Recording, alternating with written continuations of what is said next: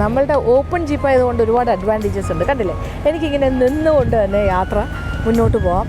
ഇങ്ങനെ എഴുന്നേറ്റ് നിന്ന് കാഴ്ചകൾ കാണാം. അതൊരു രസമല്ലേ ഇങ്ങനെ പോകാൻ പറ്റുന്നത്. അയ്യോ, കുറച്ച് കഴിയുമ്പോൾ ഇങ്ങനെയൊന്നും പോകാൻ പറ്റില്ല. ഭയങ്കര കുലുക്കമായിരിക്കും. റോഡ്സൊക്കെ ഭയങ്കര പാടാകും മുകളിലേക്ക് പോകുമ്പോൾ. നാരോ റോഡ്സ്, ഇങ്ങനെ പേടിപ്പിക്കുന്ന കാഴ്ചകൾ. അയ്യോ, താഴേക്ക് നോക്കുമ്പോൾ നമുക്ക് ഭയമാകും ശരിക്കും. ഇപ്പം നല്ല രസമാണ് ഇങ്ങനെ കറങ്ങി. നല്ല തണുത്ത കാറ്റാണ്. കാര്യം മൂന്നാറിൻ്റെ കാലാവസ്ഥ അറിയാലോ, എപ്പോഴും തണുപ്പാണ് ഇവിടെ. ഇപ്പോൾ കുറച്ച് വെയിലുള്ള സമയമാണെങ്കിൽ പോലും നല്ല തണുത്ത കാറ്റ്. അങ്ങനെ സുഖകരമായ ഒരു അന്തരീക്ഷത്തിലൂടെയാണ് നമ്മൾ കടന്നു പോയിക്കൊണ്ടിരിക്കുന്നത്. ആ ഭാഗത്തേക്കാണ് നമ്മൾ പോകുന്നത്.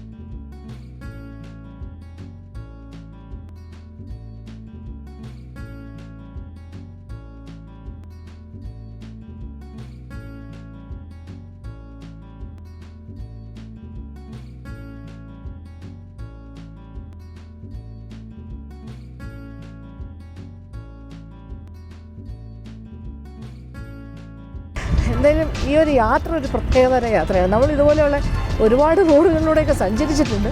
എങ്കിലും നമ്മൾ വീണ്ടും അത്തരം റോഡിലൂടെ സഞ്ചരിക്കുമ്പോൾ ഒരു പ്രത്യേകത തോന്നാറില്ലേ. കാര്യം കുണ്ടും കുഴിയും നിറഞ്ഞ റോഡ് എന്ന് പറയില്ലേ, ഒട്ടും ടാർ ചെയ്ത റോഡല്ല, കംപ്ലീറ്റ് ഇങ്ങനെ ഇളകി കിടക്കുന്ന റോഡിലൂടെയാണ് സഞ്ചരിക്കുന്നത്. അപ്പം ഒരു 20 കിലോമീറ്ററേ ഉള്ളൂ കൊടുക്കുമലയ്ക്ക് പോകാൻ. പക്ഷേ ഏതാണ്ട് ഒരു 2-3 മണിക്കൂർ എടുക്കുമെന്നാണ് തോന്നുന്നത്. നമ്മളിങ്ങനെ വളരെ സ്ലോ ആയിട്ട് ഇടയ്ക്കിടയ്ക്ക് ചെറിയൊരു പ്രതീക്ഷ കാണുന്നുണ്ട് ചില റോഡ്സ്. പക്ഷേ പിന്നെ വീണ്ടും ഇങ്ങനെ കുഴിയും കല്ലും ഒക്കെ ആയിട്ട് ഇങ്ങനെ നിറഞ്ഞു കിടക്കുന്ന ഇത് ഒരുപാട് ഗട്ടേഴ്സിലൂടെ നമ്മൾ സഞ്ചരിക്കുന്ന പോലെയാണ്. ഇങ്ങനെ ഇങ്ങനെ ഇങ്ങനെ എപ്പോഴും പിടിച്ചിരിക്കണം. അപ്പോൾ നമ്മുടെ ശരീരം മുഴുവൻ ഇങ്ങനെ ഇളകി മറിഞ്ഞിട്ടാണ് നമ്മൾ മുകളിലേക്ക് എത്താൻ പോകുന്നത്. തീരെ പക്ഷെ നല്ല തണുത്ത കാറ്റുണ്ട്. അതുകൊണ്ട് ഈ യാത്ര ഭയങ്കരമായിട്ട് നമുക്ക് ആസ്വദിക്കാൻ സാധിക്കും. പ്രാക്ടിക്കലി റോഡില്ലാന്ന് തന്നെ പറയാം. ഫുൾ കല്ലിങ്ങനെ കല്ല് പാകിയിരിക്കുന്ന റോഡിലൂടെയാണ് നമ്മൾ സഞ്ചരിക്കുന്നത്. ചില ഭാഗത്ത് വരുമ്പോൾ ആ കല്ല് പോലും ഇളകി കിടക്കുന്ന കാഴ്ചയാണ്. പിന്നെ നമ്മൾ പോകുന്ന പോലെ ടൂറിസ്റ്റുകൾ അങ്ങോട്ടും ഇങ്ങോട്ടും ജീപ്പിലിങ്ങനെ സഞ്ചരിക്കുന്ന കാഴ്ചയും കാണുന്നത് കുറേ ആൾക്കാർ കണ്ടിട്ടുണ്ട്. മേളിൽ പോയിട്ട് തിരിച്ചു പോകുന്ന കുറേ ആൾക്കാർ കാണാം. അപ്പോൾ അങ്ങോട്ടും ഇങ്ങോട്ടും ഇത് ശരിക്കും ആൾക്കാർ പോകുന്നതാണ്. ഇതൊരു ടൂറിസ്റ്റ് ഡെസ്റ്റിനേഷൻ പോയിൻ്റാണ് ഈ കൊളുക്കുമല. കാണേണ്ട കാഴ്ചയാണെന്നാണ് പറയുന്നത്. അയ്യോ,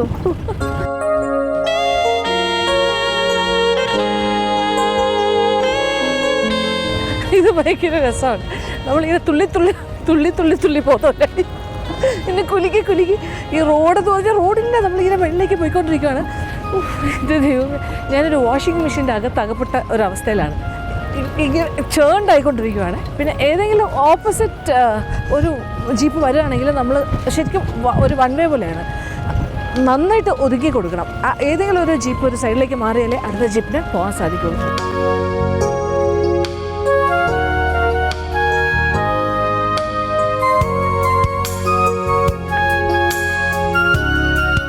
എനിക്ക് പക്ഷേ ചിരിയാണ് വരുന്നത്. ഇങ്ങനെ കുലിക്കും. അയ്യോ, പക്ഷെ ഭയങ്കര രസമുണ്ട് കേട്ടോ. പിന്നെ ചുറ്റും തേയിലക്കാടാണ്.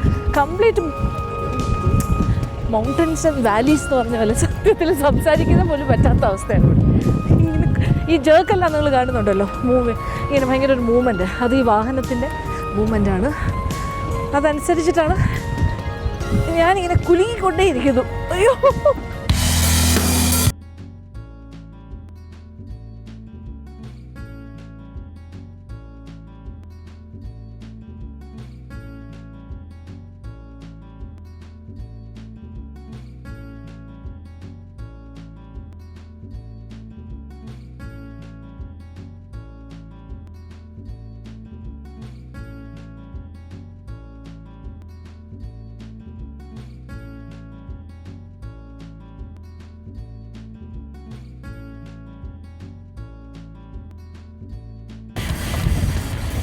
അയ്യോ കുലുക്കി പോട്ടെ മേളിലേക്ക്.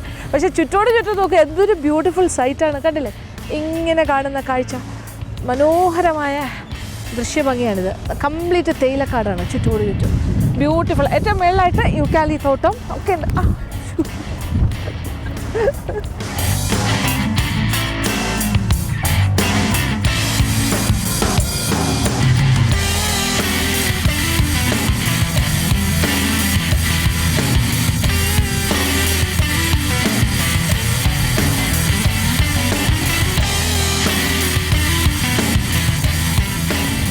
ഈ കൊളുക്കുമല ശരിക്കും തമിഴ്നാടിൻ്റെ ഭാഗമാണ്. Kolukkumalai estate it's A private estate.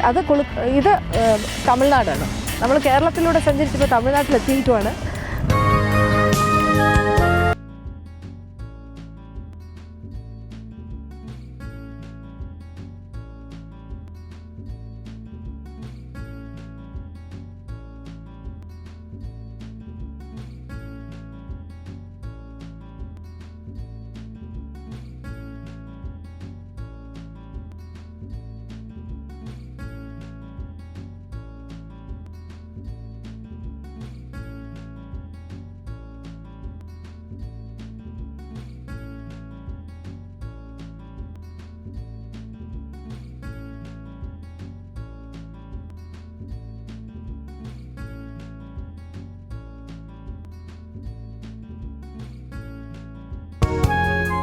ഇപ്പം നമ്മൾ ഏകദേശം ഇത് ടോട്ടൽ പല ബെൻസാണ്, ഹെയർപിൻ കർവ്സ് പോലെയാണ്. ഇത് 3rd ബെൻഡിലാണ് നമ്മൾ വന്നിരിക്കുന്നത്, 3ാമത്തെ ബെൻഡിൽ.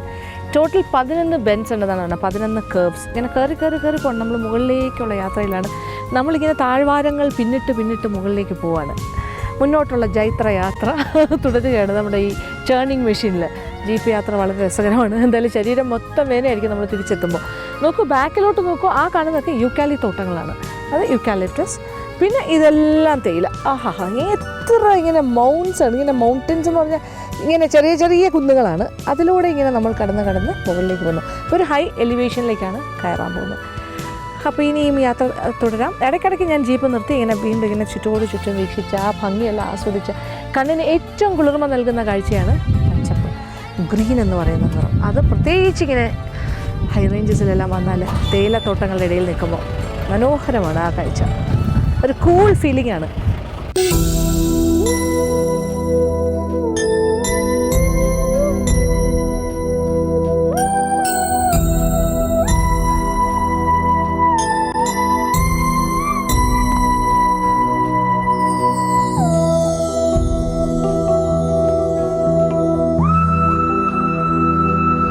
മുകളിലേക്ക് ഇങ്ങനെ കയറ്റം കാണുന്നുള്ള ഇങ്ങനെ നമ്മൾ കറങ്ങി പോകണം. എൻ്റെ ബാക്കിലേക്ക് നോക്കൂ, വലിയ മൗണ്ടൻസ്, പിന്നെ നല്ല മിസ്റ്റി ആയിട്ട് ക്ലൗഡ്സ് ഇങ്ങനെ ഇറങ്ങി വന്ന മേഘങ്ങൾ താഴേക്ക് ഇറങ്ങി വന്നൊരു ഫീലില്ലേ, അവിടേക്കാണ് നമ്മളിങ്ങനെ പോകാൻ പോകുന്നത്. അങ്ങോട്ട് എന്തൊരു ഭംഗിയുള്ള കാഴ്ച.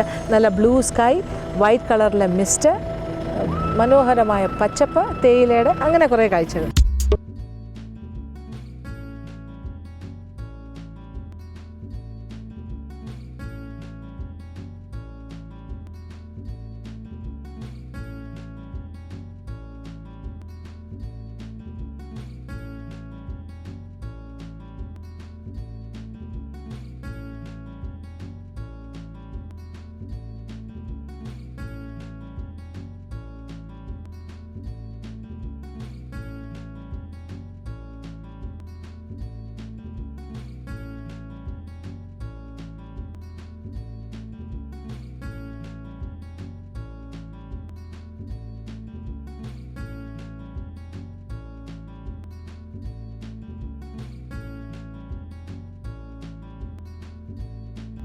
അങ്ങനെ നമ്മൾ ഏതാണ്ട് ഒരു 20 കിലോമീറ്റേഴ്സ് സഞ്ചരിച്ച് ഇപ്പോൾ കൊളുക്കുമല എസ്റ്റേറ്റിൻ്റെ ഒരു ബോർഡറിൽ എത്തി നിൽക്കുവാണ്.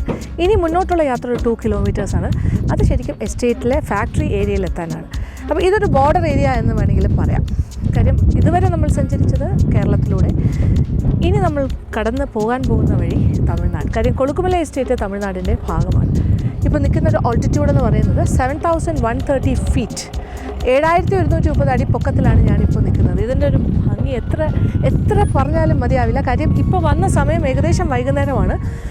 കോട ഇങ്ങനെ ഇറങ്ങിയിരിക്കുന്ന സമയം ഇങ്ങനെ മിസ്റ്റ് കൊണ്ട് ഞാനിങ്ങനെ കവേർഡാണെന്ന് വേണമെങ്കിൽ പറയാം. താഴേന്ന് ഇങ്ങനെ അത്രയും ഹൈറ്റിലാണ് നമ്മൾ നിൽക്കുന്നത്. താഴത്തെ ആ തേയിലത്തോട്ടങ്ങളുടെ ആ ഭാഗത്ത് നിന്ന്, ആ വാലിയിൽ നിന്നും മുകളിലേക്ക് ഇങ്ങനെ മിസ്റ്റ് പറന്ന് വരുന്ന കാഴ്ചയാണ്. കണ്ടില്ലേ? അതിങ്ങനെ കുറച്ച് നേരം കൂടി ഇവിടെ നിന്ന് കഴിഞ്ഞാൽ ഒരു ഫ്രീസിങ് പോയിന്റിലേക്ക് എത്തും തോന്നുന്നു. കാര്യം മിസ്റ്റ് കുറച്ച് കഴിഞ്ഞാൽ അതിങ്ങനെ എന്താ പറയുക, നനഞ്ഞ് കംപ്ലീറ്റ് റെഡിയാകും. എന്നാലും നല്ല സുഖകരമായ ഒരു അന്തരീക്ഷത്തിലേക്ക് നമ്മൾ പിന്നെയും കടന്നു വന്നുകൊണ്ടിരിക്കുകയാണ്. താഴെ നിന്നുള്ള ആ യാത്ര തന്നെ എത്ര രസകരമായിരുന്നു അല്ലേ? ഭയങ്കര. ഇതിപ്പോൾ ശരിക്കും സ്വെറ്റർ വേണ്ട ഒരു സമയമാണ് തോന്നുന്നു, അല്ലെങ്കിൽ ഒരു ഷോളോ എന്തെങ്കിലും. നോക്കൂ, ഇതാണ് സുഖകരമായ അനുഭവം എന്ന് പറയുന്നത്.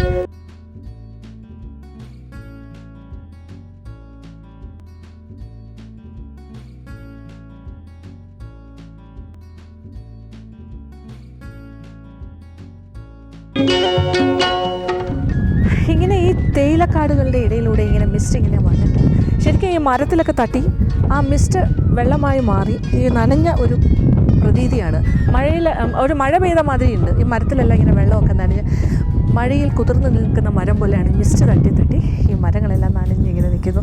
താഴെയൊക്കെ കണ്ടില്ലേ, കുറച്ച് വെള്ളം ഇങ്ങനെ കിടക്കുകയാണ്. ഇനിയും ഈ മിസ്റ്റ് ഇങ്ങനെ കൂടി വരാൻ പോകണം. കോട ഇനി കൂടുതൽ ആകുകയുള്ളൂ സമയം വൈകും തോറും. പിന്നെ ഇവിടെ നിന്ന് ഇങ്ങനെ നോക്കൂ, ആ ഒരു പാത കണ്ടില്ലേ, നടപ്പാതയാണ്. അതുവഴിയാണ് നമ്മളിനി നടപ്പാത എന്ന് പറയാൻ കാര്യം ഇതൊന്നും ടാർ റോഡല്ലല്ലോ, കംപ്ലീറ്റ് കല്ലും മണ്ണും നിറഞ്ഞ റോഡ്സാണ്. അപ്പോൾ ഈ റോഡിലൂടെ നമ്മൾ ഇനിയും ഒരു 2 കിലോമീറ്റർ സഞ്ചരിച്ചാൽ നമ്മുടെ ജീപ്പിന് സഞ്ചരിക്കാനുള്ള വഴിയാണ്. നമ്മൾ ടീ എസ്റ്റേറ്റിൻ്റെ ഭാഗത്ത് എത്താൻ സാധിക്കും. അപ്പോൾ ഹയസ്റ്റ് ഒരു പോയിന്റിലാണ് ഈ ടീ പ്ലാന്റേഷൻ നിൽക്കുന്നത്. വേൾഡിലെ തന്നെ ഏറ്റവും പൊക്കത്തിൽ വളരുന്ന തേയിലത്തോട്ടത്തിലാണ് നമ്മൾ സന്ദർശിക്കാൻ പോകുന്നത്. അപ്പോൾ ഇവിടുത്തെ ചായക്കൊരു പ്രത്യേക രുചിയാണെന്ന് പറയുന്നു. ഇത്രയും ഹൈ ആൾട്ടിറ്റ്യൂഡിൽ വളരുന്നതല്ലേ, അതങ്ങനെ സാധാരണ കാണുന്നതല്ല. സാധാരണ നമ്മൾ ഹൈ റേഞ്ചസിലെല്ലാം പോയി കഴിഞ്ഞാൽ ഭാഗ്യമുണ്ടെങ്കിൽ നമുക്ക് കോട കാണാൻ സാധിക്കും. ചില സമയത്ത് കോട ഉണ്ടാകും, ചിലപ്പോൾ ഉണ്ടാവണമെന്നില്ല, നിർബന്ധമില്ല. നമ്മൾ വാഗമണ്ണിലൊക്കെ പോയപ്പോൾ ഇങ്ങനത്തെ ഒരു അറ്റ്മോസ്ഫിയർ ആസ്വദിച്ചിട്ടുണ്ട്. പിന്നെ ചില സ്ഥലങ്ങളിലെല്ലാം എനിക്ക് തോന്നുന്നു ഇടുക്കി ജില്ലയുടെ ഒരുപാട് പ്രദേശങ്ങളിലൂടെ ഇങ്ങനെ ചില ഭാഗങ്ങളിലൊക്കെ പോകുമ്പോൾ, പ്രത്യേകിച്ച് മഴക്കാലത്തും പിന്നെ വിൻ്റർ സീസണിലൊക്കെ പോകുമ്പോഴാണ് നമുക്ക് ഇത്തരം കോടയുടെ അനുഭവം ഉണ്ടാകുന്നത്. നമ്മളെല്ലാവരും എന്തിനാണ് ഹൈ റേഞ്ചസിലൊക്കെ പോകുന്നത്? തണുപ്പ് ആസ്വദിക്കാനല്ലേ. അപ്പോൾ അത്തരം ഒരു ആസ്വാദനം ഈ ഒരു ഹൈറ്റുള്ള സ്ഥലങ്ങളിലൊക്കെ എത്തിയാൽ കിട്ടും. അപ്പോൾ ശരിക്കും വരേണ്ട ഒരു സ്ഥലമാണ്. മൂന്നാറിൽ വന്നു കഴിഞ്ഞാൽ ഇതൊരു പ്രധാനപ്പെട്ട ഒരു ടൂറിസ്റ്റ് ഡെസ്റ്റിനേഷൻ പോയിൻ്റാണ് കൊളുക്കുമലൈ എസ്റ്റേറ്റ്. തീർച്ചയായും വന്നിരിക്കേണ്ട പോയിൻ്റാണ്. പിന്നെ ഇവിടെ ധാരാളമായിട്ട് ജീപ്പ് സർവീസസ് ഉണ്ട്. മൂന്നാർ ടൗണിൽ നിന്ന് തന്നെ നമുക്ക് ജീപ്പ് ഹയർ ചെയ്യാം. ഒരുപാട് ആൾക്കാർ വരുന്നുമുണ്ട്. അപ്പോൾ ഞാനിതിന് മുന്നേ തന്നെ മൂന്നാറിൽ വന്നിട്ട് പോയിട്ടുണ്ട്. നമ്മൾ ഒരു 2-3 പ്രാവശ്യം ഇവിടെ വന്നിട്ടില്ലേ, പക്ഷേ അപ്പോഴൊന്നും കൊളുക്കുമല കാണാൻ പറ്റിയില്ല. അതുകൊണ്ട് തന്നെയാണ് വീണ്ടും ഒരു ട്രിപ്പ് മൂന്നാറിലേക്ക് വന്നത്. കാര്യം കൊളുക്കുമല എന്തായാലും കാണണമല്ലോ.